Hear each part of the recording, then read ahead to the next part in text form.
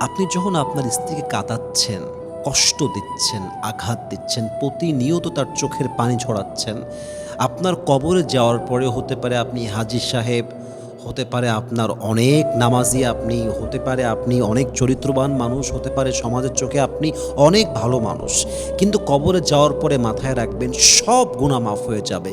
কিন্তু আপনি যে আপনার স্ত্রী কষ্ট দিয়েছেন, তার চোখের পানি ঝরিয়েছেন, তাকে অকারণে অবহেলা করেছেন, তাকে অমানুষের মতো আচরণ করেছেন, এই গুনাহটা মাফ হবে না জাস্ট একটা কারণে, কারণ আপনি বান্দার হক নষ্ট করেছেন।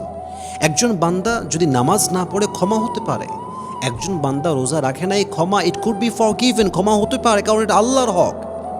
কিন্তু বান্দা যখন আরেকজন বান্দার হক নষ্ট করে, তাকে আঘাত দেয়, কষ্ট দেয়, চিট করে, বেইমানি করে, চোখের পানি ছড়ায়, আল্লাহ বলছে তুই আমার হক নষ্ট করলি, আই উইল ফরগিভ ইউ।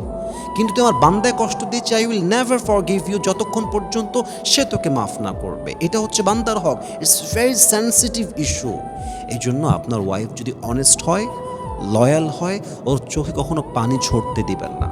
ওকে আপনি হাসাবেন, ওকে আপনি ঘুরতে নিয়ে যাবেন, ওকে আপনি ভালোবাসবেন, ওর প্রতি আপনি আপনি যে অনেস্ট এটা প্রকাশ করবেন, আপনার ভালোবাসাকে প্রত্যেক দিন প্রকাশ করবেন।